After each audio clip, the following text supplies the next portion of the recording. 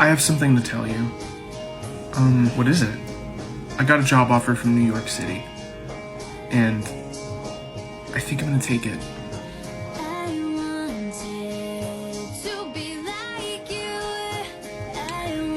How really sorry. The fuck did you get a job in New York City? Like, how does that even happen? You're like 19 years old. How does that work? Like, you have no experience in the field. I don't understand. What did you just like apply or something? And they just what experience do you even have in like writing? I wrote for the school paper. Oh, you wrote for the school paper. We wrote for the school paper. We live in Oklahoma, Jennifer. Are you kidding me?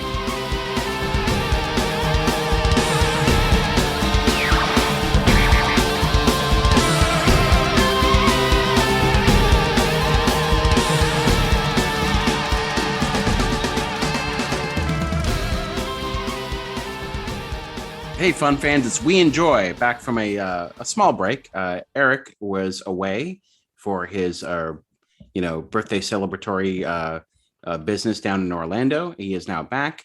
We've both watched The Computer Wore Tennis Shoes and a Twinkle in His Eye. And then so we'll talk about that later on. That's a bop. I'm just going to say it. Song of the summer right there. A lot of the movies from that era had bops, and that one definitely did. There's so much 60s slang crammed into that one song. Yeah, they went all in. We are the Mattitude, Eric. I am Matt Fowler. Say hello back from Orlando, Eric Goldman. Hello, everybody. And I apologize because, this is going to go up much later than usual. We should be back on track next week. Right now, as I say this, there's no conflicts, and we should be able to be back on a regular Thursday schedule for the immediate future. And so we are in the middle, or the beginning, not in the middle. We are starting up a Kurt Russell 4-movie chunk. And we are going back to his Disney kid acting roots with the 1969, the first of a trilogy, the Dexter Ryler trilogy. Which is part of a larger Medfield College, yes. which is part of the Absent-Minded Professor and Son of Flubber. Yeah. This poor private university that somehow can't afford anything. Anyway, because of Shakespeare's Collingswood and his tax dollars. But we'll get into that in the main event today, where we talk about The Computer Wore Tennis Shoes. And then we're going to hop ahead to an 80s Kurt Russell movie. Here's the thing. There's so many to choose from. But we are going with, because also in the next few days, we hope to do a separate breakout episode about Shang-Chi and the Legend of the Ten Rings. And so, which again, if it weren't for my trip, we would have already recorded that. So right. But I figured the next step, the fun step to go to, because there's a handful of John Carpenter Kurt Russell movies we could go to in the 80s. But let's just go to Big Trouble in Little China, which was an homage, a nod, a loving sort of tip of the hat to the Shaw Brothers supernatural kung fu movies of the 70s and 80s. And so I think that's the next fun step from Computer Wore Tennis Shoes to Jack Burton and the Pork Chop Express. Yes. And so that will be next week's main event. And Eric, what do you want to just say about your trip, if you want to get into that briefly? I will say that it was fun. This was obviously my second time going to Orlando since the pandemic began. What a difference, only in that, even though it was still somewhat nerve-wracking, did I go, I think, early July? All I know is when I went last time, it was when the things were looking optimistic era. It was we seem to be coming out of this. And now I had look at that flattened curve. Right. And now I had this much longer trip that we'd planned long ago and looking good that now seemed way scarier. So there was not just because you were going to Halloween Horror Nights. That's right. So there was that trepidation about the Florida of it all. Sorry, Florida. But the way things are looking at the moment, and knowing that things are going to be a lot more loosey-goosey than in LA with mask mandates and whatnot. And then also the theme park experience, that sometimes it would feel fine and once in a while it wouldn't feel fine as far as crowds are concerned. All that being said, and there were some anxious moments, and there was a reason that we scheduled ourselves. We are vaccinated, my wife and I, but we did still schedule ourselves to get a test when we got back, just in case, but which was negative. But no, had a really good time. It was hot as hell as usual, although not as hot as it's been other Septembers. because traditionally we always go for Halloween Horror Nights opening. And yeah, Horror Nights was really good, really cool. It was interesting because they had to wear, the performers were wearing masks, like Beetlejuice had like a little mask on. But what is the protocol nowadays for scare zones as far as the distance performers can come up to you? I felt that there was in the scare zones, I felt there was no distance at all. So they really just come up and still just hump Like, your leg and stuff. It felt like they were like, we're outdoors, we're okay, anything goes. Because in the mazes, Matt, totally different. In the mazes, I was gonna say, because this is the year for those who don't like it when the people jump out from behind the doors at you. Right. This may be the year to go to Halloween Horror Nights. Because in Orlando, not in LA, interestingly, although again the big difference is in LA you have to wear a mask inside. In Orlando, Universal, unlike Disney World, is not currently making guests wear masks. It's a up to you scenario. We always wore wear a mask inside, but some wouldn't. But the performers, they all had to wear masks. Which meant that sometimes it wouldn't make a difference, because if you're wearing a Leatherface mask, you're wearing a Leatherface mask. You should have to wear a Leatherface mask and then the mask over the mask. Yeah, just as like a PSA. Just like, hey, even Leatherface wears a mask. The cook and the hitchhiker, they had those little masks on. But the other thing that Matt is alluding to is in Orlando, but not in Hollywood, because I've been to Horror Nights in both now this year. They actually had plastic barriers up for the scare actors. So there were these barriers, which, we were discussed. It kind of it tips the hand a lot more to where scares are probably coming. Right. When you look at when it looks like the checkout station at a Quick Trip, you're like, oh, right. A couple times I think I did appreciate, like, I'll tell you, if you want an example, there's 4 coffins in the Bride of Frankenstein maze that are just sitting out. And all 4 had the plastic on it. One of them had a real person who was going to jump up. And so they did that purposely, obviously. They were like, well, if we only cover one, it's like going to make it extremely obvious which one has the real person who's going to jump up and isn't a dummy corpse. So I appreciated that. It still sounds to me like those who like horror but have a very serious fight or flight reaction to being jumped at by strangers, this might be the year to go. Because might be the year to go.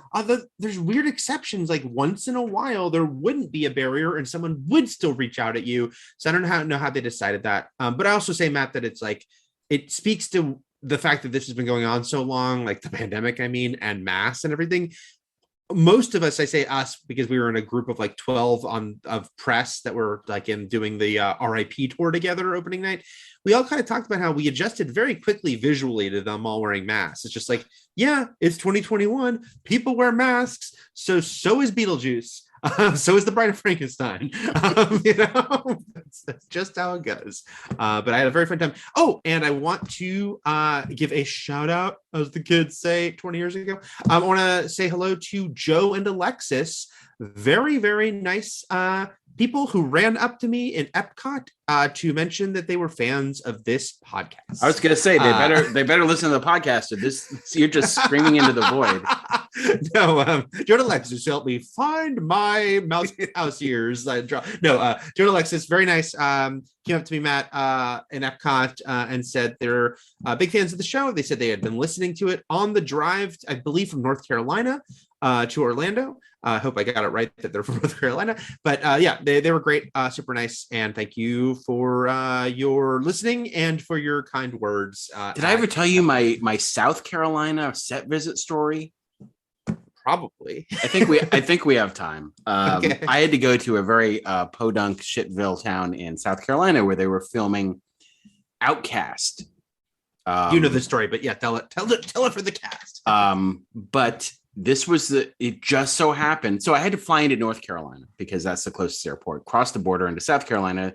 The studio hired a driver, come pick me up. Now this driver gets into the little typical driver chit chat. It's like, what you doing? Oh, I'm going to see a set visit of a TV show. What's the TV show about? Oh, exorcisms. This guy was a Winchester Brothers style fucking exorcism hunter. Demon Hunter. This And he part I proceeded forgot. to- This is not the part I remember. He proceeded to tell me, "Oh, well, you thought I was going to tell you about how some local like ruffians threw a bottle at me as I Yes, was that's crossing, that's the part I remember is you getting the bottle thrown at you. as I was walking to probably a Chick-fil-A, who knows what it was, whatever was on the other side of a completely dead mall right. that was open fast food wise. I was walking to. Someone threw a bottle at me and shattered at my feet. Anyway, no, this guy went on about all the demons he chased out of people's homes in his neighborhood. Just so happened I was going to a demon possession show. And he proceeded to, when he dropped me off at the whatever, like Marriott by the freeway, open his trunk, Dean Winchester style, and show me the books and the Carry salt on my and my wayward wayward son. son. He was was he not very he was- handsome? No, he was not as dreamy as either Winchester. Because I but- imagine if he's not a Winchester, I imagine him to be the old preacher who gives Dr. Loomis a ride in Halloween 4. It's like, you're hunting him. Oh man, he opened his trunk, Eric, and he had fucking demon tools that he This is showed fucking me. crazy, dude. Anyway, it was. I am wanna know very more bad. about- I am very bad with. I'm not great with small talk, like just Mhm. meeting strangers and small talking. Like you're really good at that, but. This was a great icebreaker as I met the PR people and the people on the set of Outcast because I instantly had a crazy demon story to share with them. That is really incredible. Was he someone like was it high, like did the studio send someone to drive you, or was it just someone you like ordered, a Uber Lyft? I just wandered out in the road and got in someone's car. Even No, better. no, this wasn't. It wasn't an Uber situation at all. It was actually a longish drive. It's like 45 minutes. So this was someone they had hired. This was Okay. some. Because I want to believe that it's like that he was hired because of that. Like Maybe this was just an elaborate like PR ruse as far as like. Yeah. protection. But yes, my whole that is first of all, I can't believe I forgot that part. That's amazing. And then there was one last thing I was gonna say about my trip, but I'm forgetting. So I'll think of it another time. They had an Outcast maze, strangely enough. An Outcast. That set visit was oh, weird. Was weird too because I did all these interviews with the stars of Outcast as they were filming season 2. So it was like Patrick Fugit and Brent Spiner and a bunch of people, and then that show sat on a shelf for a year and a half. Yeah. Before I finally had to like eventually write up that whole set visit 18 months later. Yeah, which is always a strange thing. Oh, I remember what I was going to say, because you mentioned the exorcism part, is simply that the day we got back from Orlando, like Insane People, we went to Horror Nights opening here in LA, which opened a week later. After it's super, I'm like, this is a first world problem, but a week of theme parks, you come back just dead to the world. Like, exhaust my feet. I had like blisters and like serious pain. Jesus Christ. Yeah. I was Next time wear shoes, Eric. but I still had to go to Horror Nights opening night here. And I just want to mention there's an Exorcist maze only in Hollywood this year. They've done Exorcist before, but damn, Matt, because the mazes, you can like admire them visually and they're not scary. And sometimes they are scary. Sometimes parts of them are scary. But that Exorcist maze, and again, it also comes down to timing, because if you walk through the maze and the person in front of you is getting all the scares, it's like, like you're seeing it happen, but it's not to you. But I don't know if it was just, it's a great maze. I mean, it's a great maze, I'm sure, no matter what, but also the timing just worked, that Trish and Trish especially, is difficult to scare on these mazes. But the Exorcist maze, which was the first one we did at Hollywood Horror Nights this year, scared the hell out of both of us. I was very happy. It was just a really cool experience. And we came out and we jumped a bunch and yelled a bunch. And it was delightful for those of us who seek such things. You're in like, life. fuck cock shit. Yeah. Like, Yeah, exactly. all right. Well, thank you for telling me about your Halloween Horror Nights exploits, because I am super jealous. And thank you, Joe and Alexis. Yep. All right, for listening. I hope they watched The Computer Wore Tennis Shoes and a Twinkle in His Eye for the main event today. That's the full title, and I refuse to have anyone tell me otherwise. Totally. And let's just get into really quick now. I'll mention this, but the big thing we're going to talk about before we get into one email, good things to enjoy, and then the main event is the Matrix trailer. We've both been away. Eric's been away, but he always plugged in, Eric, jacked in, wire tripping. Sure. But if we just had to pull one thing out of this past week, let's talk about the Matrix trailer. But I also wanted to bring up that Sony's PlayStation presentation was a few days ago, and they had some awesome game trailers. Like, I'm really super excited about the new God of War Ragnarok. Tiny Tina's Wonderland looks amazing. And then also they had a teaser for Spider-Man 2. And in it, it's almost like the future of the MCU Spider-Man in a certain way, as far as like getting it, like Venom's at the end of it, and a voice, a Slavic Eastern European sounding voice, which a lot of people assume to be Craven, was sort of narrating it, because that was not Venom, because Venom is being voiced by Tony Todd, which is also awesome. So feeding back into our Candyman marathon that we just did. And I can't wait. It's going to be a massive, massive game with Venom, hopefully Craven. Here's the thing, and you can speak to this too, Eric, because you actually did play the first Spider-Man game.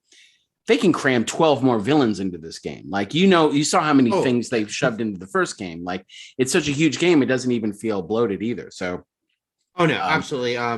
But teasing Venom is obviously a big deal because he's such a popular character on his own. I will say, Matt, it's funny because I watched the teaser for the other game we'll mention in a second. I didn't watch the Spider-Man 2 teaser. I just saw everyone freaking out about the announcement of Venom. And so when you put in the notes, Venom Craven I had not heard anything about. So then I watched the teaser and I heard the narration. I understood why people were speculating about that. Yeah. And then there's also a Wolverine game on the way as well. Yeah. That we might probably safe to assume it's part of the Peterverse. Like, I don't know why it wouldn't be, but but that was just but also from Insomniac, the same people who are making this. That's why I mentioned it would be part of the same saga. Yeah, but and that's really cool. Like a Wolverine game from these people who've kicked ass for these Spider-Man games.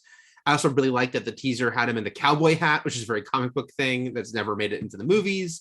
It just seems like it. You can also really tell with all the things that's happening now. It's like the whole thing of them getting everything under one roof now with like the movie rights and all, and now they're not like worried about, like, because Marvel they were being restrictive with like those characters, but now it's like, here's a Wolverine game, and I saw some people speculating like, oh, maybe they're timing it to come out with like the X-Men in the MCU. I'm like, maybe, but either way we know they're coming. But you are seeing stuff like Blade. There was that Midnight Suns game. Did you see that trailer a couple weeks ago? It's like Blade's in that, and Blade is also in like a big comic book event happening right now. It's like, well, clearly Blade is being seeded into a lot of things as his MCU movie is coming. That Spider-Man game is freaking amazing, and as I've talked about before, I don't play a lot of games, but I played the hell out of that one. So I'm excited for both these things. And then also Square Enix, I believe, had the Guardians of the Galaxy game trailer, which is a lot more looking like what the Avengers was, where it's like, it's not like, this is not meant to look like Chris Pratt at all. This is not meant to look like, they more sort of evoke its own thing or the comics. But the interesting thing about that trailer, aside from the fact that Cosmo, the dog, is in it and telepathically speaks with a Russian accent, is the fact that they're going up against the Universal Church of Truth, which is like so this game's going to basically do an Adam Warlock story probably before the volume 3 does, which which wouldn't have been the case if James Gunn didn't get fired and rehired, and that movie got years delayed. But yes, now this will beat Adam Warlock to a big event before Guardians 3. All right, we know Kung Fu. Matrix trailer, Eric. The new Matrix movie from Lana Wachowski. The only reservation I have about this movie at all right now at this point is that it's called The Matrix Resurrections, which is a terrible title. If we could just get rid of Revolutions, Resurrections, Revelations, all that whole colon subhead is terrible. But the trailer is amazing. I loved it, and I also loved, music can make a trailer so hard, and I love the use of, not only because it was a nod to the first movie anyway, but like the use of White Rabbit as the song, but then the orchestration of that song was like when they blend the song with a score. And that was Wonder Woman 84 had a ton of problems, but one sticking point for me will always be the fact that it didn't use the awesome orchestration of New Order's Blue Monday That was in that used first in the trailer. trailer, and they didn't put it in the movie. Like, at least that would have made for a cool moment. So I will be upset if the White Rabbit score that's used in this trailer isn't used in the movie, but it sure makes for a great trailer. I also saw a lot of people saying, and I agree, that they were just happy it was just the famous song. I just blanked on the name of the song that we were just talking about. White Rabbit. Because it wasn't a new slow version of what slower, because White Rabbit is not a fast-paced song. Oh, you mean like it wasn't a breathy, slowed down version? It like wasn't a lounge singer version. It wasn't the social networking effect, which still 11 years later. I don't mind that. I mean, it's done to death. No, it's just become such a go-to. But also, by the way, a lot of times I still enjoy it too. But it felt refreshing that it's like they just played White Rabbit. And then I agree that because it used to be modern updates of just old songs like Hush Hush from I Know What You Did Last Summer. Right. With just a new band playing it, and then everyone thinking that, like, there are a lot of people out there probably think that Blue Monday is a Power Man 5000 song, honestly, Eric, and not a New Order song because it got covered in the 90s. So I hope not that many people think it. I love this trailer too. It's funny, it debuted while I was on my flight home, so I didn't get internet on my flight, so when I turned on my phone right when we landed, everyone was like reacting to the Matrix trailer. The way I watched this trailer the first time was sitting waiting for us to hit the gate, which we did halfway through the trailer, and the seatbelt sign turned off, so everyone's standing up, and I'm literally holding my phone. You're like, everyone shut the fuck up. Right. I'm watching Neo and Trinity, or maybe them, or whoever. I don't know. Right. Are they even in their bodies? Did they get new bodies, or what's happening? They died, but they're back, everyone. What's happening? I was like, this is really cool. Then I got home and watched it again on a TV. And I was like, this is awesome. And the second time I watched it again, because I think I could just actually sit and watch it, I got really emotional. And look, I'm trying to figure out if we can fit in the Matrix trilogy this fall in between Kurt Russell and the Spider-Man movies, because I think that'd be cool to do. But the thing is, I mean, I can say now, it's like, fucking love the Matrix. It's awesome. Did not like the sequels. I think I've only seen the third one once. I've only seen the third one once, to the point where I had to be reminded. I had to go online and figure out, like, wait, how did it end? I didn't remember they died. I kind of remembered that a truce was settled, and I was like, I was trying to make you not say it again, just if we watch it soon. But it's okay. it's the 18. It's been many years. Look, it's a couple decades, and yes. So you're not doing anything wrong. The point is that, like, it's a huge part of this movie. It's how the third one ended makes the beginning of this one confusing, because he instantly asked, how are they doing it? Anyway, the whole thing is like, I liked probably a good percent of the second one. I didn't have like the freeway action sequence. That's what I remember too. I remember enjoying parts of the second one. Yeah, even though it got sluggish and ponderous, there were still things to think that were really cool about it. Well, I'm sorry to Joe and Alexis that I spoiled the Matrix. But only Joe and Alexis. What was? I don't even remember the titles. The second was Matrix Reloaded. But the third one is the one I keep forgetting too. And I looked because it's so much like Resurrections. Yeah, it's got to be Revelations. Was it Revolutions? Was it Revolutions? I didn't even mention that R word. It was Revolutions. It was Revolutions. Oh my God. Anyway, yeah, that was all bullshit. Yeah. But so this movie, one of the things it has going for it is that it really, really, really, like, is in love with the first movie, like, yes. Which is undeniably the best movie of the trilogy. And look, you know, you and I are of an age where no matter what people say, 1999 is like 10 years ago. It's not. It's literally 22 years ago. But like, we're like, wait, the 90s wasn't a decade ago anymore? No, it wasn't. Right. And so just to look at something like The Matrix, which is very cool, but also very dated and very of an era, be able to be plucked back and put into pop culture in a way that still makes it look fucking awesome in the way that we thought it was awesome 22 years ago. Right? Yeah. and to see it like reborn, and maybe a younger generation being like, this does look really cool. And like all the the dunking on like the old fans, a lot of old news footage was pulled up of people going to see the Matrix and dressed like the Matrix style characters. It's the opening night of Reloaded, that news footage. Yeah. Yeah. And so, but and first of all, those people were fucking awesome. But second of all, but yeah, like, the trailers just cut really well, and so much of it is like the first movie, like Doubting Your Reality, the pills, the white rabbit, the cat, the wobbly mirrors. Like, so much of it is about Thomas Anderson and him and what looks to be young Morpheus, played and by. I don't know if this is true, but the reason behind that seems to be the fact that there was a Matrix video game that was canon where Morpheus was killed. So Right. they're either really sticking to that, or they just didn't bring Lawrence Fishburne back to play Morpheus again. So it's either a younger version of Morpheus, or Played by Yahya Abdul-Mateen II, star of the recent Candyman. who is just I guess the universe has just decided is going to be in everything, which I'm totally cool with, because Right. he's also in the just announced as being delayed by a year Furiosa prequel Mad Max movie.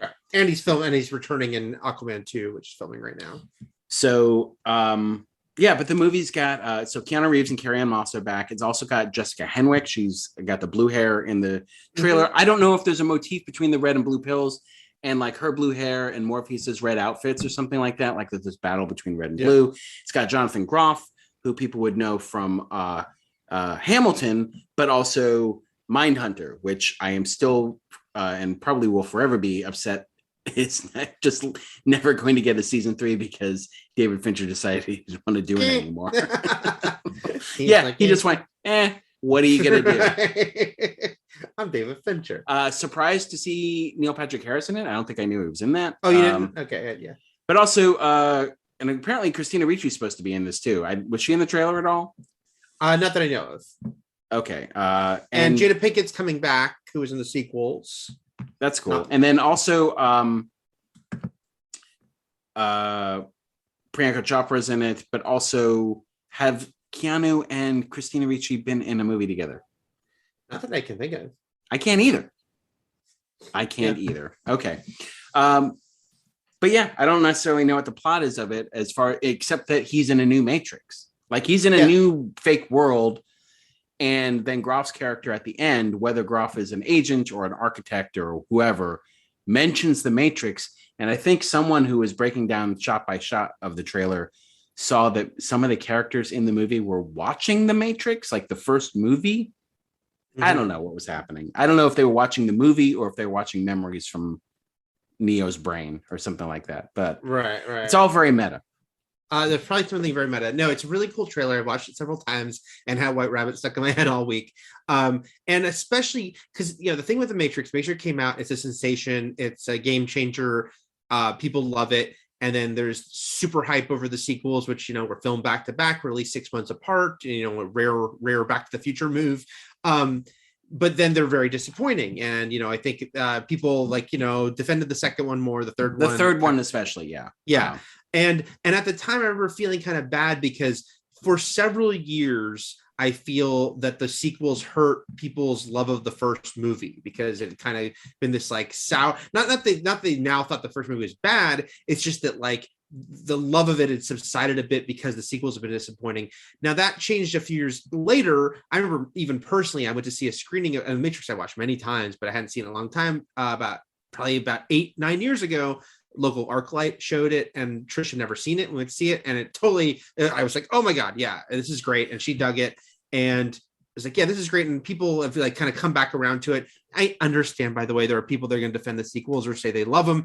It's fine. I'm not saying it's never an absolute. It's never like no one liked the sequels. It's just the general consensus was they didn't deliver. That's fine. And also the people who love the sequels are probably, I'm assuming, people who just really love that world and like being in it.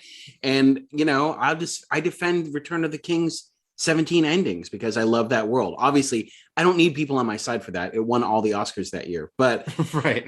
One of the things the first Matrix has going for it in spades is the fact that it can be watched by itself. Oh, completely. You don't need to watch the sequels at all. It sets up more, sure, but it stands on its own, and you can disregard 2 and 3 very Absolutely. easily. So yeah. And then so watching this trailer and seeing that everyone was so hyped for it was really cool because and I guess that's what I wanted to mention about feeling emotional the second time I watched it, which again was kind of the real time I watched it properly, was being like, oh wow, like yeah, this has really recaptured something. If like after 2 and 3, you know, which ultimately I found very disappointing, and again never revisited the third one after the one time I saw it, if this trailer can tap into that and get people really hyped up, because I wasn't alone in this clearly, and people were really excited by this trailer, that's really cool, and I hope the movie delivers. All right. You can find Eric and myself over on the Twitter machine at the Matt Fowler and the Eric Goldman. And you can follow the podcast at We Enjoy Podcast. Also over on Patreon, you can, for a small fee, you can get an ad-free version of this podcast. You can also message us there. Speaking of messaging, Mike from San Antonio, I'm going to save your email for next week. We've only got one email this week.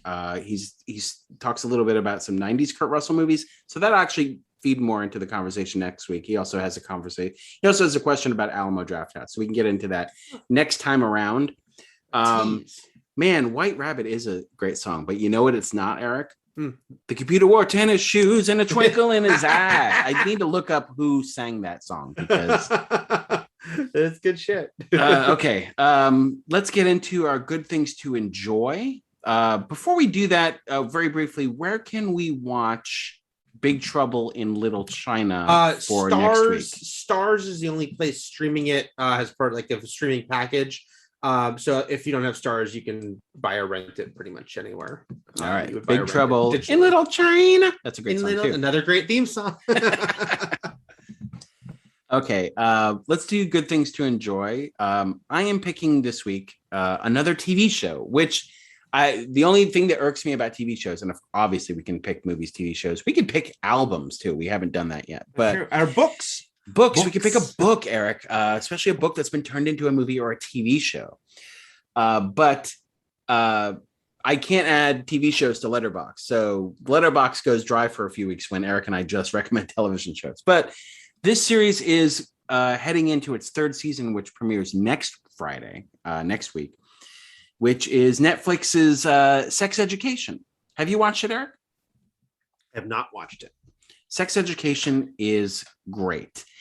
It is many things, and I've watched season 3. Is it about a teenager trying to get laid? Man, is it? But it's about all the teenagers trying to get laid, and also Okay. it's about all the teenagers getting laid. It's not And just about trying. do they play Laid by James? It's about succeeding. No, but season 3, spoiler for season 3, plays Tender by Blur, which is a song I love. It's a great Okay. song. That is a great Okay, it is a song. British series for Netflix that has. Yeah, that song might be better than the computer wore tennis shoes, but it's not sexier. I'll tell you that. The series has Asa Butterfield, who is in his early 20s now, but he's been acting forever as a kid actor. He was in Hugo. He was in the movie adaptation of Ender's Game. He's been in a ton of things. And for American audiences, it has Gillian Anderson, who's just basically gone full British, so it doesn't matter. The latter half of her career, she's just been doing her British accent, whether it's in, what was the one she did with Jamie Dornan? The Fall? Yep. Or The Crown, or this series. And it's got a terrific young cast. I don't think anyone's a standout famous person. Those who listen to us or know UK TV or movies may know better than me. All I know is that Connor Swindles, who looks nothing, this is a series where very much many of the high school students do not look like high school students, and that's fine because we're used to that. Connor Swindles, especially though, because I saw him, he had a small role in Emma, 2020's Emma, but it is so the premise of the series is Gillian Anderson plays a renowned sex therapist and sex educator. And so it's kind of like, what if your mom was a sex expert and liked to talk openly about sex? What would that make you as her teenage son? Would you be repressed? Would you have sexual anxiety? And the answer is kind of yes, but also you would be wise enough to be able to help your fellow classmates with their sexual questions and issues. And so Asa Butterfield's character named Otis pairs with a girl at school named Maeve, played by Emma McKee. And they set up like a sort of a black market sexual clinic at school to answer questions that the students aren't getting answers to and need to. And while they do that, they start falling for each other as well. So Sex Education plays as a very, very raunchy, explicit series that is also cringe comedy mixed with rom-com, mixed with very broad comedy, mixed with like very wise sentiment and some really moving stuff. So it takes a bunch of things and makes it all work really well together in ways you don't expect. So, because there are moments when it'll play like a Three's Company episode, and then only moments when it's like, oh shit, I'm crying. Like it's just really well done. And so what I've described is sort of setting up for you the first season. And we're going to season 3 now, and it has built up its cast. And like a lot of good TV shows, it takes characters that seemed flimsy or antagonistic and fleshes them out and makes them sympathetic as the series goes on, and gives you a peek into a lot of different worlds. And it's just, I think, a really well done series. That sounds like a series I enjoy. It's funny, by the way, about like, you know, the thing about actors in their 20s playing teens, and you know, you kind of singled out the guy who like looks particularly older. Mm-hmm. It's just funny how it just guess what? It happens. People look different. There are teenagers who look like they're in their 20s, and there's teenagers who look like they're 12. And it's just funny, like all the, you know, jokes being made about Dear Evan Hansen, because Ben Platt just looks like an older dude. Here's the funny thing about Ben Platt in that is like, of course, obviously he originated the role on stage, but I think it's the hair. It's the hair is a huge part of it, because we just watched him play a high school student on a Ryan Murphy Netflix show. Right. That nobody gave a shit when he was in The Politician. I forget what it was. It was whatever Ryan Murphy's first Netflix series was that had Gwyneth Paltrow in it. He was a high school student in that. And nobody was like, what's this guy doing in it? No. Right. I think it's the hair. I think you're probably right that the hair is a huge factor here. Because, yeah, he's 27. We have seen a million 27-year-olds play high school students. We've seen people a couple of years older than that play high school students. The way he looks in that movie, he just looks older. It's not because no 27-year-old can play a high school student. A million have, and a million will.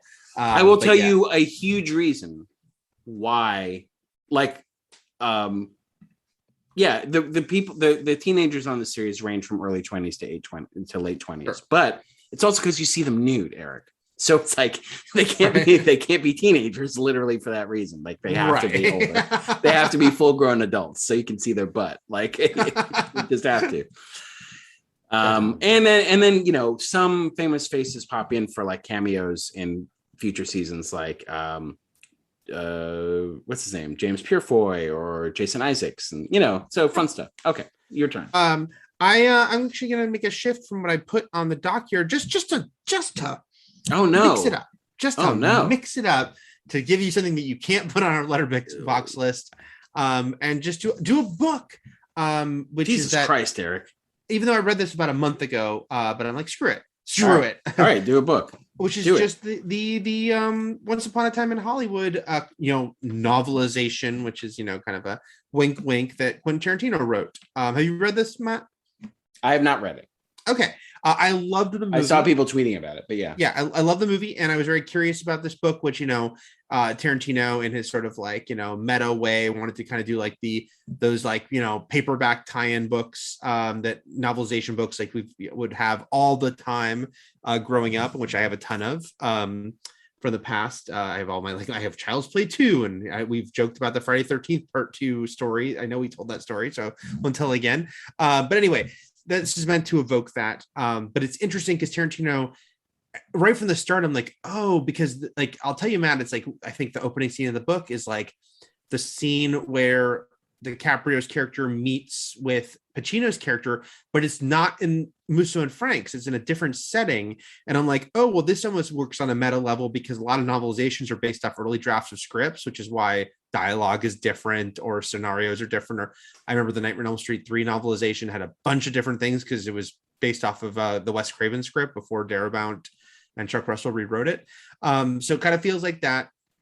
And it fleshes out a lot of things. There's some characters that definitely get more stuff. Like there's some interesting stuff with Sharon Tate that's not in there. Anyway, I thought it was really interesting. I say interesting again because I wouldn't say it's like, oh, it's better than the movie or I like it more than the movie, even though there are things about it I really like. I think it deepens DiCaprio's character, who I thought was great in the movie, but it deepens him more. I didn't love what they do necessarily with the Cliff, with the Brad Pitt character, and that it kind of makes him darker and less likable.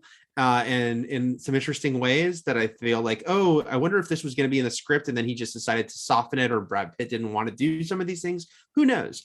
But it gives you this sort of parallel version. I prefer the movie version than the Cliff in the book, but I really liked the Rick in the book, and I liked what they did with Sharon. It ends in a very different way. It's almost got this sort of strange, like dreamlike alternate reality thing to it, or just like because the movie is so clearly Tarantino doing his kind of this isn't what really happened thing, but the book is almost seems like rooted more in reality. So I just kind of found it.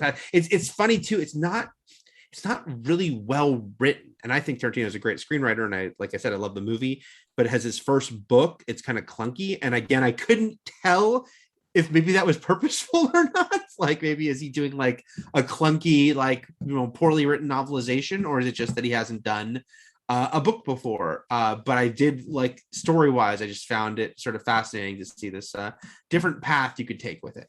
I love that Tarantino's basically with Once Upon a Time in Hollywood and Inglourious Bastards brought What If to the big screen. Like right. Exactly. And kind of put I want Uatu there being like watching over everything. Right. Like here's where this reality like forked off and did something different. Like show us the choice. Yeah, and it's also funny too because people get really hung up about like, any sort of biopic or anything about like, oh, well, they changed this, they changed that. And I think to a too extreme degree, because movies are just going to have to do that anyway. And I think it always comes down to, did you like the movie or not? Because I remember people were like way more harsh on some things because they didn't like it than they are on something they love that changed a shitload of stuff. But Tarantino is so blatant with it. He's like, I'm just going to change the events of Adolf Hitler's death. Of history. Yeah. Right, I'm going to kill Hitler and the Manson family. And Right. I just, everything is going to happen in a different way. But this book kind of takes a totally different sort of vibe on that. I realized I just spoiled also the ending of Inglourious Bastards. So sorry, Joe and Alexis. I apologize. I feel like Joe and Alexis are up on their movies. And they're I hope so. Speaking of up on movies, this is an addendum to a previous good thing to enjoy where I recommended Fletch, which is an 80s movie I really, really love. And I also read the first 4 Fletch books and love the book series as well. Now, I think the guy wrote 10, so I kind of only scratched the surface. You're not a super Fletch fan. I'm not a super Fletch head. But Confess Fletch wrapped production. The new Fletch movie, which is the Confess Fletch is the second book, Eric. And so famously, Fletch Lives, the second Fletch movie that Chevy Chase starred in, wasn't based on any of the Gregory McDonald books. Right. It was just written for the screen, another Fletch movie. Confess Fletch was the second book. Because the first movie was mostly kind of based on. Why is it not Fletch called book. Confletch, though, Matt? No one's going to understand that. So this is Greg Malata, Superbad. Greg Malata did this movie, and this is where John Hamm is Fletch. And so it is wrapped. I just sort of quickly looked at the rest of the cast. I don't think I knew it, except that John Slattery is in it. So this is like a Mad Men Fletch movie. Also, I prefer to think of it as a Wet Hot American Summer series reunion. Kyle MacLachlan's also in it as Confletch, who is Fletch's dark twin. It's his shadow self. It's kind of like the dark half. Excellent. Oh, I was just going to say he's from the Black Lodge. Yes, yeah. All right, I'll see you again in 25 years. Okay. So let's get into some computers and wearing tennis shoes and all that groovy jazz from 1969, the Medfield College universe. The beginning of it all. Wait, did Absent-Minded Professor came out before this. Yes, you're right. You're right. Okay, so this is not the beginning. The Medfield verse had already been established. This is so that this is kind the of Dexter, weirdly this is the explains- Dexter Riley. That's his last name, right? Yes, The beginning of the not Riley the Dexter Loomis trilogy, the Dexter Riley trilogy. Though I would also watch a trilogy of movies where Dexter Loomis goes to college I would as well. I mean, and gets superpowers. Man, are we gonna ditch the Kurt Russell chunk and just do a Dexter Riley run here? Like we got to do the next couple, and none of them have his name in them either. None of them are like Dexter Riley, because the next one is called, what is it? Now you see him, now you don't. Because he turns invisible, and then the third one is called The Strongest Man in the World. Guess what happens to him in that one? He just shits for days. Just has world-class diarrhea. So here's where I'll talk about. I was going to mention this 2 weeks ago, and then I felt I'd save it for now to tell my little mini story here, which is simply that you had a computer that wore tennis shoes. No, but when I revealed to you that Computer Wars Tennis Shoes was the first of a trilogy, the only reason I knew that, because I always remember that was one of like Kurt Russell's famous Disney movies, was that title, because it's a memorable title. But when Disney Plus first launched, and I do this all the time, I do it with HBO Max too. Like I'll just have a random scrolling through it. Let me watch an old movie, like decades ago movie I've never seen. And one night I ended up watching The Strongest Man in the World, not realizing until I decided to look it up after, this was the third in a trilogy that I just watched. This film, and that really surprised me. So that's how I found out that this was a series. But also then I just thought it was funny because I'm like, so Dexter Riley, college student, but the third one came out in 1975, 6 years later. So that's like the movie math of like Dexter Riley apparently took a long time to graduate. Also, I realized, every movie Dexter Riley gets a different superpower. Yeah. We can talk about how it seems kind of like people don't really get as impressed as they should be by that. Not necessarily, not really, because at the end of this movie, they're kind of like, hey, why don't you stay away from the new computer? Womp womp. Like it's right. But also Kurt Russell, I will say, if you look at him in The Strongest Man in the World, he looks a lot, he's getting, obviously he's older. He looks way more like Kurt Russell. Like he looks like the Guardians of the Galaxy 2, like it's de-aged 6 years Kurt later. Russell. Like he's a grown-up now, and also a few years away from playing Elvis on TV. Exactly. And basically, and a few and Snake Plissken. I mean, those are all around the corner from the version of him in that one. So it was funny to watch this first one where he's very baby faced and he's got the dorky hair and he just looks like a different. I mean, I don't know about dorky hair. It's just hair, Eric. I don't know. It's just on his head. We could also ditch, instead of doing a Dexter Riley trilogy, we could also ditch the Kurt Russell run here and just do a Computer Wore Tennis Shoes run and do the Kirk Cameron 1995 TV movie where Kirk Cameron was Dexter Riley and Larry Miller was also in it as one of the deans. I assume the mean dean, but yeah. And directed by Peyton Reed, who would direct Kurt Russell in Ant-Man and the Wasp. Oh no, that's Guardians 2. Damn it! I mean, it's still MCU. It's all MCU. It's still MCU. But yeah, Peyton Reed. I think that's his first his like movie debut was the TV movie the Computer Wore Tennis Shoes remake from 1995.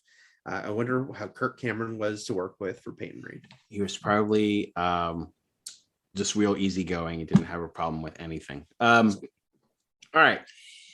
It's funny that we talk about like how you watched the third movie first. Yeah.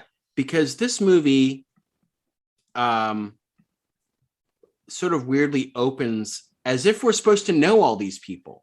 Right. Like it's a weird introduction. So first we get the groovy song, and because it's 1969, we get all the credits up front. It's just one of the things that I don't know when that shifted. It's funny you mentioned this because I was just thinking the same thing because I go to the New Beverly so much, and I feel like there was a double feature I saw, Matt. It might have been the one of the two Hal Ashby movies, which were from 1970 and 72. And I feel like the 1971 still had them up front. The 72 one didn't, because it was right around then in the early 70s where they made that switch to putting closing credits on a movie. Yeah, just like, and well, also like no one in the 60s could ever enjoy end credits, post mid-credit scenes, Eric. There couldn't be any, like you couldn't see Dexter Riley and Thanos like interact. Okay. Also, frankly, just a lot of the crew just didn't get a credit. Like they weren't listening. Yeah, that's true. You didn't sit through 7 minutes of things. You sit through 2 minutes of a groovy song about The computer wearing tennis shoes. So, okay. This movie, it's a family film. It's meant for kids. In fact, Wikipedia tells me that Gene Siskel said that he quite enjoyed this movie, and he suspected those under 14 would as well. That was the quote that is used from Gene Siskel of the Chicago Tribune. And this movie is so weird. I see there's car chase in it. People get covered with paint. Bad guys fall down. There's doofuses. I understand that, but it's also, there's so much talk about like specific amounts of money and so much railing against Collingswood and his state-funded school and budgets and affording like it's such a weird thing. And the fact that these students who are supposedly the worst students on campus go so far as to bug the dean's office to listen to their budget meeting. That's how the movie opens.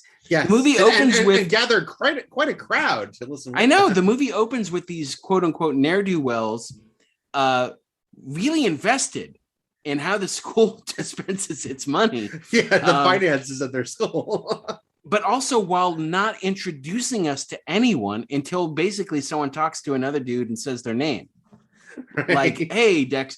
And Dexter, who you wouldn't know is the main character of this movie because no one says anything to him until his name is called. Like, that's you, Dexter. Oh, yeah. I mean, me. I guess he's the one who's like turning the dial on the listening device or something. But how do they get the bug? How do they put it in the office? That feels like a whole other movie came before this, which is why I'm saying, like, it felt like we entered this movie having to know who these people were already. Right.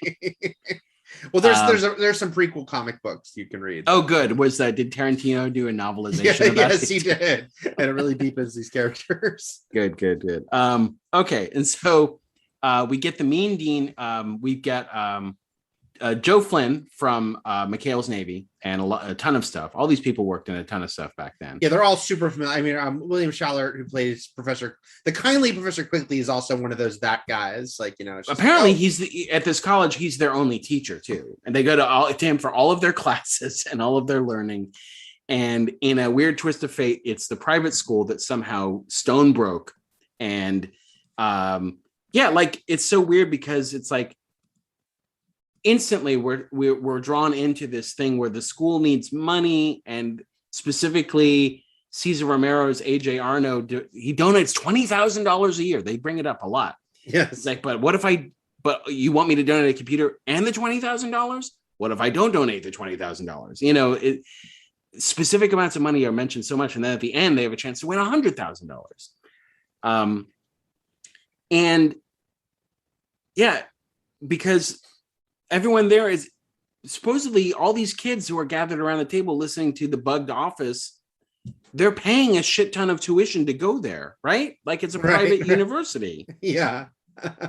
Oh, their parents sure are. Yeah. But Dean's Collingswood with his buildings apparently is just riding this wave of state tax money, even though all of his students are probably going there for supremely discounted rate.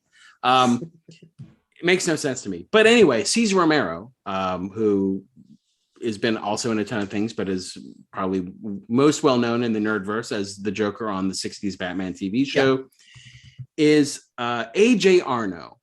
And again, the way this movie starts, we're introduced to a lot of people and a lot of names, and we don't know who they are or why. Like, I don't know. Until Dexter really gets possessed by this computer or gets the computer brain put in his head, the story feels really weird. Because who is AJ Arno? Like, what is he? Was he a scientist?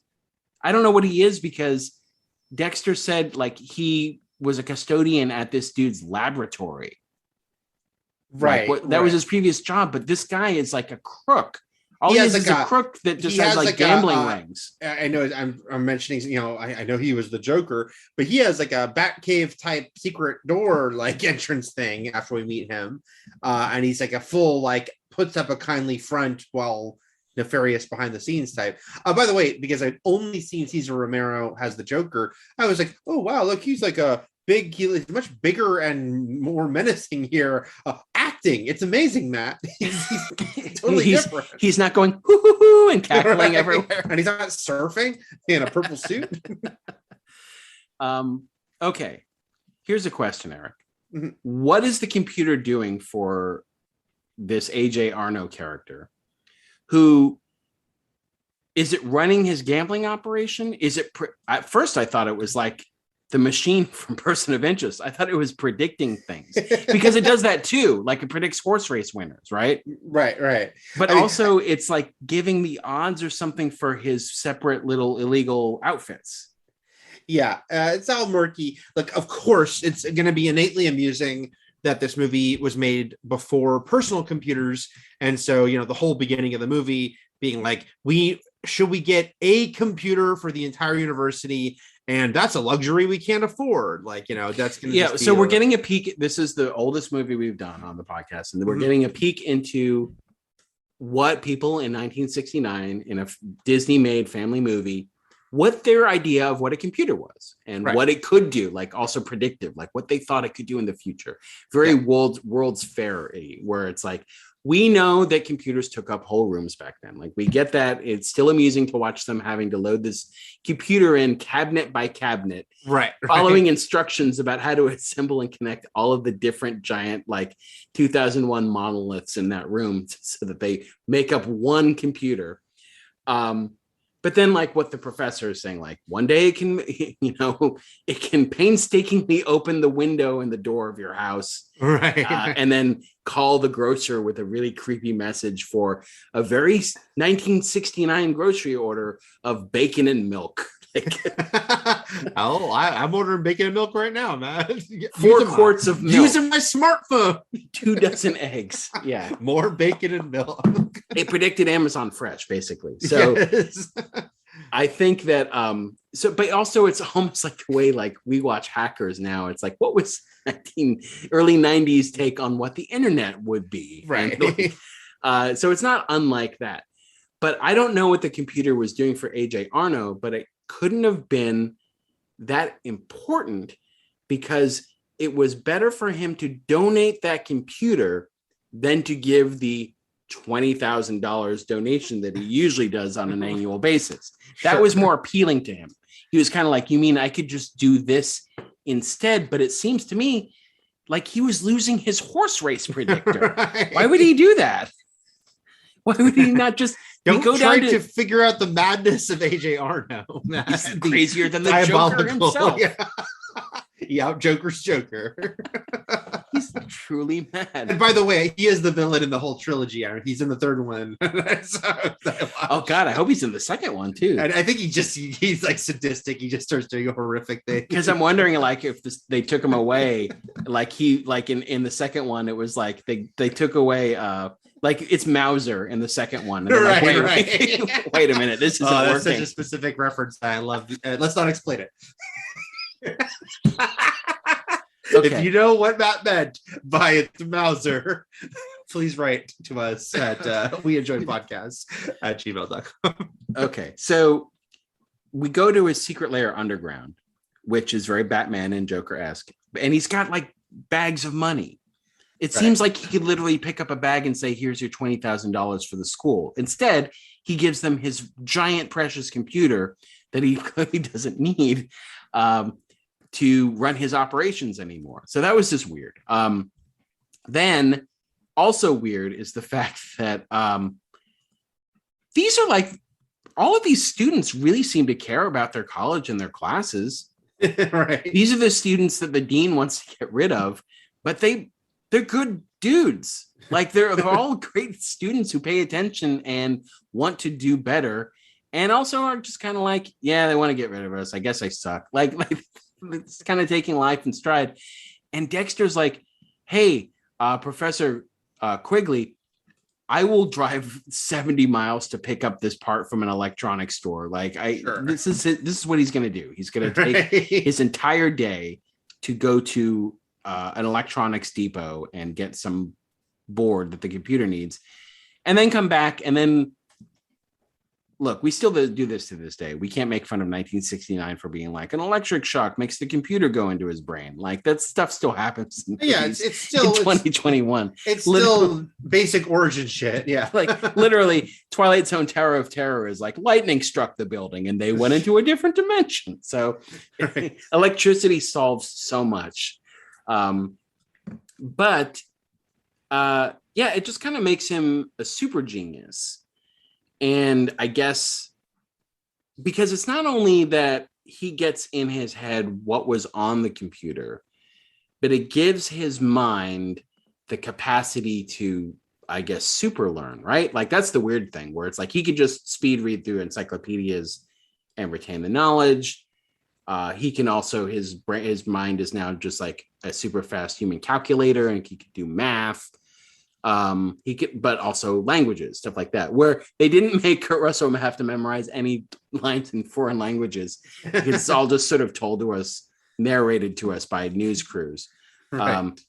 I want to know, and obviously the story couldn't go there.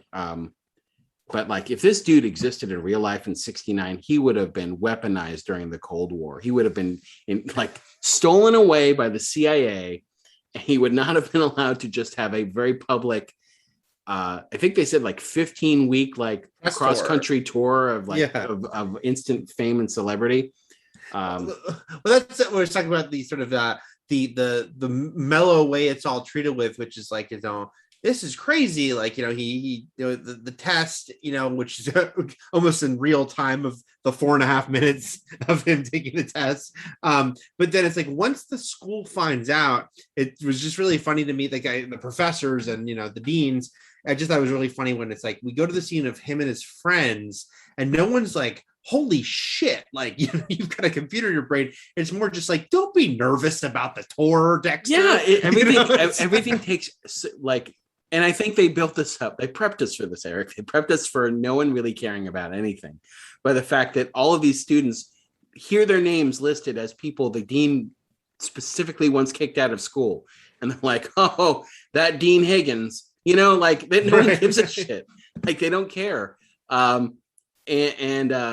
they're all just so lackadaisical. And so by the time Dexter Riley becomes a human computer, they treat it the same way. The same thing with the ending where they're like, what's her name? Annie is kind of like, hey, Dexter, maybe this time don't become a computer. And then he just vaporizes her. He's like, eyes.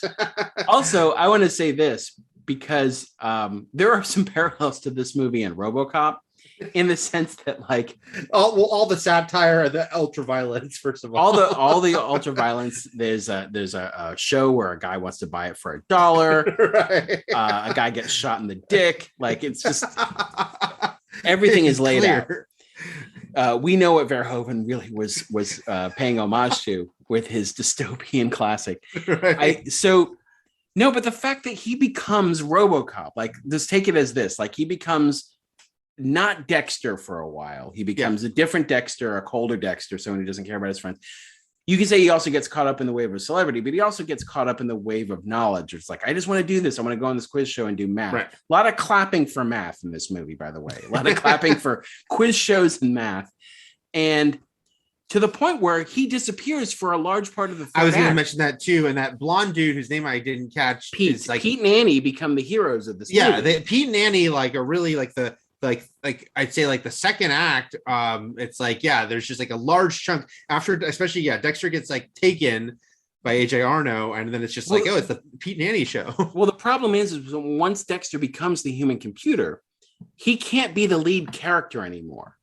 Right. So that's why the RoboCop parallel comes in, where it's like, once you're RoboCop can't carry a movie just on his own. And that's what a lot of the movies and the animated series struggled with, is how do you do RoboCop movies after the first movie where he is a robot and like you need people around him constantly, and then they take it to extremes where he vanishes for 20 minutes of the movie.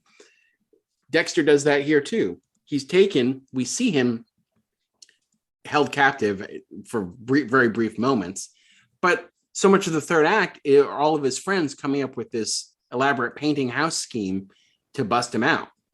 Yep. And he goes away. Frank Welker, we should mention, is also one of the students. And he doesn't have that many lines, but when he does have lines, you're like, oh yeah, that sounds That's exactly Fred. like Frank Welker. Frank Welker, who you probably know his name, but one of the most famous voiceover animation actors ever, and most famous for, even though he's in a million characters, probably Megatron and Fred Jones from Scooby-Doo, which this 1969 would be the first year he would have started playing Fred, who he still plays to this day. It's like one of the longest running, he's history. He's like, he's 75 now, so he's still playing him. But maybe someone saw this movie and they're like, hey, I like the sound of that Henry kid. he sounds like a kid who would be solving crimes with a dog. He did. He and his friends solved a crime in this movie. That's right. He doesn't have a lot of lines, although he's sitting next to Dexter on like the game on the quiz show, and they have a couple. He's one of the two idiots that Dexter wants with him, or three. There were three idiots actually. Yes. There was Skylar, Henry, and then Miles. Yeah, those were the three. And also spotted at the end of this movie is a very young Ed Begley Jr., also as the student on the opposing team in the final part. Okay, so yeah, Dexter gets, I don't have to go through beat by beat, but like Dexter goes through this publicity tour. He's making everyone, and at the same time, he is ostracizing himself from his friends, but also Annie, who, are they a couple? Like, it's never explicitly said that they're like, she seems upset when she sees him kissing other girls, but not so upset that you think that she was actually his girlfriend. Right? Like there's some unspoken promise between the two of them, but they're not actually a couple yet. Or I don't know. It's just a weird thing, because if there was actually his girlfriend, she would be a lot angrier than like, oh, that snake, Right. By the way, it's also interesting that Pete and Annie. Eric, who knows though? Everyone's so laid back in this. Maybe she doesn't care. Pete and Annie, who are the most prominent of Dexter's friends, not in the sequels, and both actors, by the way, like stopped acting. Like, well, he has a couple.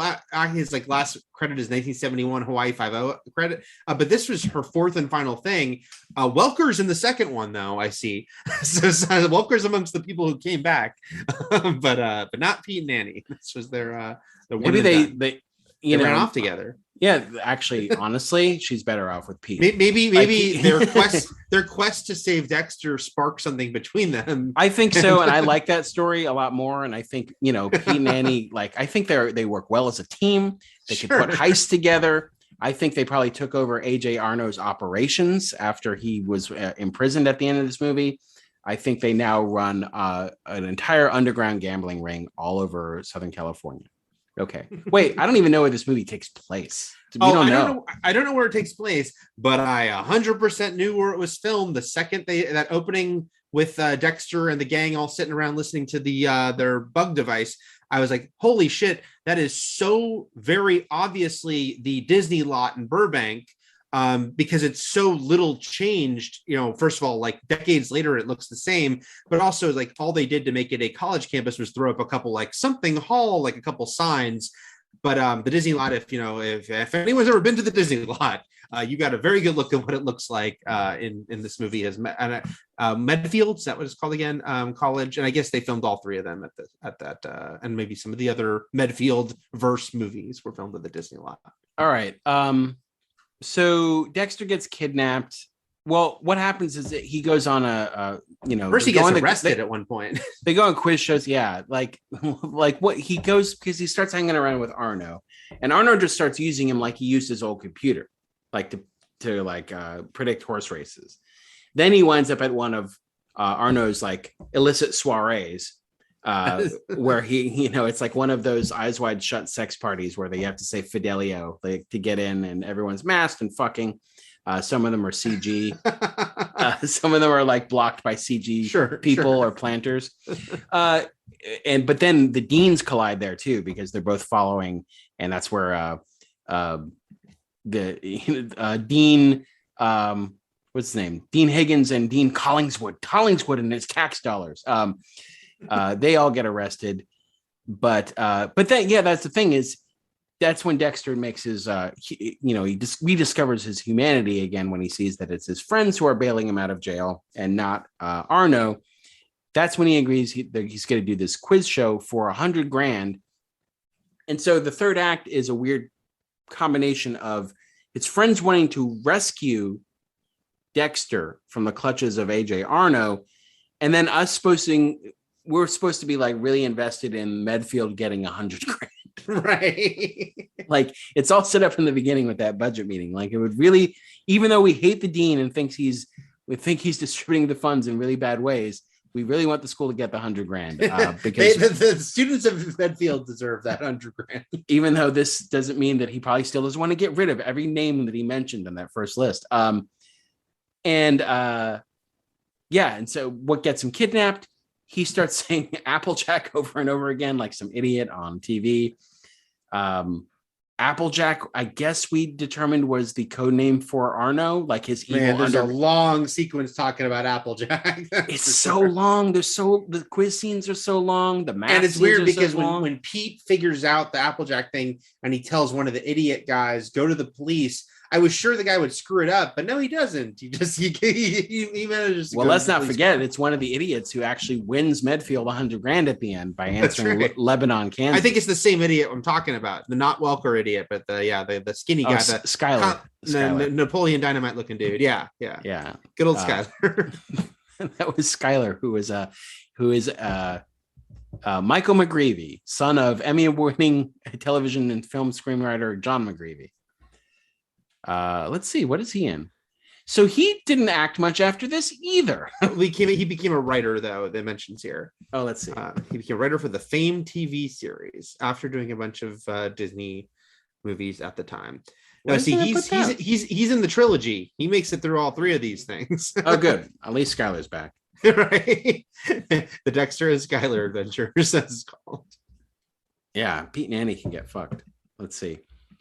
Okay, so then we've got the house painting, the car chase, things culminating with Cesar Romero and his goons crashing a couple times. First into like a bale of hay.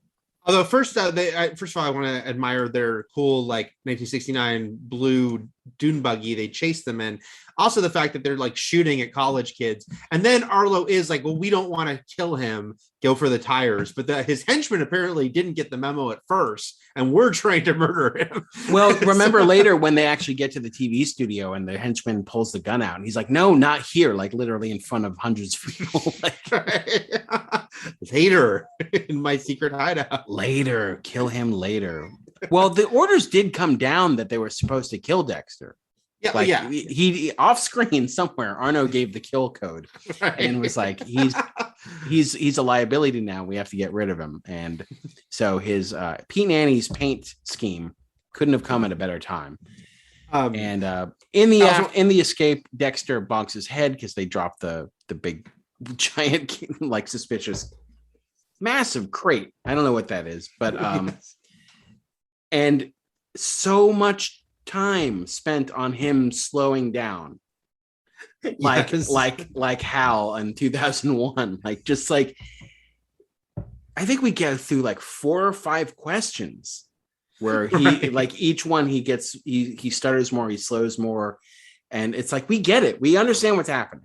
I want to be careful if I phrase this so it's not misconstrued that I don't want to be mocking real people here. The way Kurt Russell is speaking in this sequence felt like a parody of actors who play like autistic or stuttering characters in films, like almost like a parody of like a look at the struggle that this actor is depicting, because like you said, it goes on for a long time. I mean, what I wrote in my notes is that it seemed like it was an actor playing like they were having a stroke. Right, that's right, what right. It seemed like. It literally reminded me of some moments from Homicide when Andre Braugher's character on that show actually has a stroke. No, but like, it just goes so many weird. And I don't know. I just don't know. Like, was this what just family movies were like back then. Was this entertaining? Like these long drawn out scenes or these? I mean, hey, they made extraneous 2 sequels, man. They did. Like, I don't know what the success rate was for this movie. I know Gene Siskel liked it, but I don't know what the financial returns were. So, also, I want to backtrack for a second because, look, like, this is a fun thing to go back and watch, like, the early years of Kurt Russell. This movie is not challenging him, nor is it giving him much to do for the brunt of it. I did think it was funny, though, when because he's trapped in the crate for a long time. When they get him out of the crate, they gave him one big physical comedy moment, which is he has to walk all hunched over because he was in the crate for so long. So Kurt Russell has down one big comedy moment. Did you see him trying to eat that sandwich without making noise? That's true. All right, that was pretty good. The fucking crunchiest sandwich in the world. That was the alternate title to this movie. This is bread and bacon bits, apparently. Well, if you're ordering milk and bacon, bacon's got to go somewhere.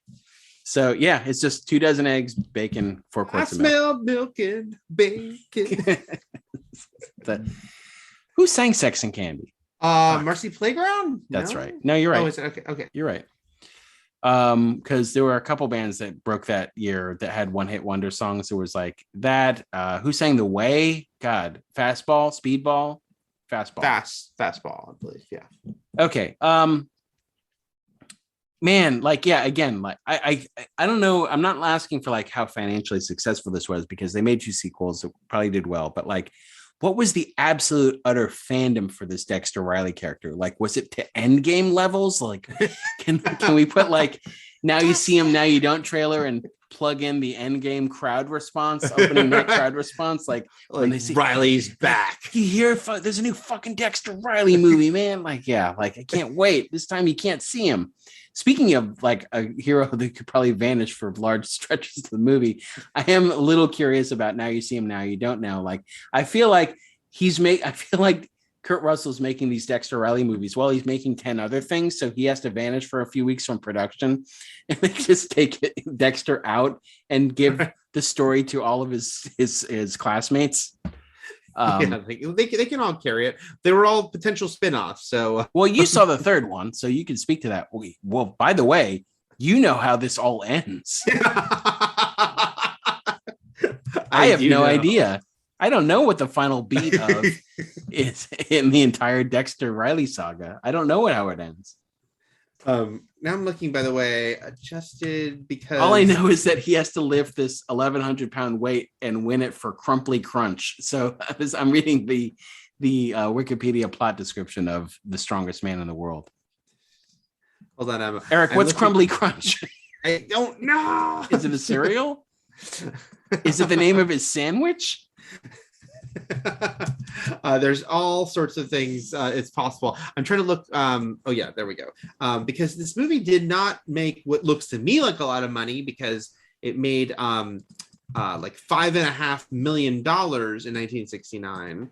But again, got to think about not just the era, but also so which would be 40 million today. And if you're making this on a low budget, like if we consider like Old a success for making 40 million, then yeah, I guess this is probably these low budget Disney family movies, which they film on their own lot. They really missed out on not having a 4th Dexter Riley movie where he turns old. Well, it's not too late.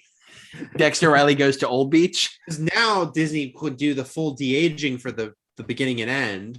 They can use that Guardians 2 Kurt Russell. They already have the Kurt Russell program. And so it could be set in 1977. Oh, God. If Dexter Riley shows up on Marvel's What If, it will be the greatest thing. He could have any of these powers. He could have all 3 of them. And this time he can truly control them in all the ways we want him to. All right. I'm done talking about this movie. So whatever you want to say. The only other thing I really want to say, because my little notes, we've mostly mentioned Welker, the Peyton Reed directed, Kirk Cameron starring remake TV movie. The only other thing I wanted to mention about this movie was just a funny bit of serendipity that we were doing this movie, because right before Joe and Alexis introduced themselves to me. The last thing I'd done at Epcot, they saw me as I was walking into a store, but what I was coming from was the ride Journey into Imagination with Figment at Epcot. And that ride is set at like this institute, the Imagination Institute, and they do a bunch of references to other Disney like characters and things in the queue. So Professor Brainard, who's the absent-minded professor, has like an office there, and there's portraits up of the Robert Williams version of him, and Wayne Szalinski, Moranis from the Honey I Shrunk the Kids movies. His office is there, and he's up. But I had not watched Computer Wore Tennis Shoes yet on the day I would meet Joe and Alexis. But walking by one of the doors, it gave me a double take because it said Dean Higgins on it. And I thought, that's someone. Dean Higgins is a reference. And I thought, is it to the Computer Wore Tennis Shoes? And then I Googled that's Joe it. Flynn's character. Yeah. And so before I'd watched the movie, maybe I remembered it from the third movie, I Googled and saw, I guess it was. And now I see, and then I noticed one other, because I actually went on that ride again a couple days later with Trish, because she wasn't with me on that day. And there is a Medfield Letterman's jacket in the queue, you see.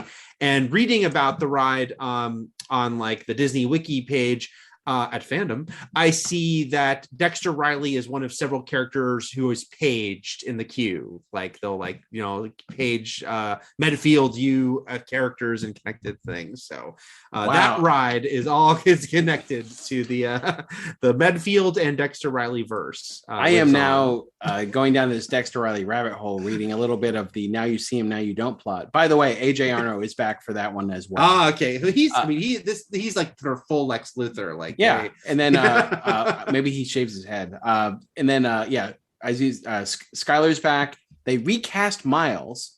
I don't know why. And then Bigley Jr. now has a different role that he actually has a character name. Well, we don't know if it's a different role because he didn't have a name in the first one. So right. It could just maybe be it's like Martin Starr, who's in the Spider-Man movies, but he was an Incredible Hulk, and now they've kind of retconned it to say he's the same character. Yeah, he just became a teacher. Yeah. But I also see, well, we know we assumed that Dean Higgins was back, but also Dean Collingswood. Who does not get an office on that ride. So he's at a different school. Like he's the dean of the state school.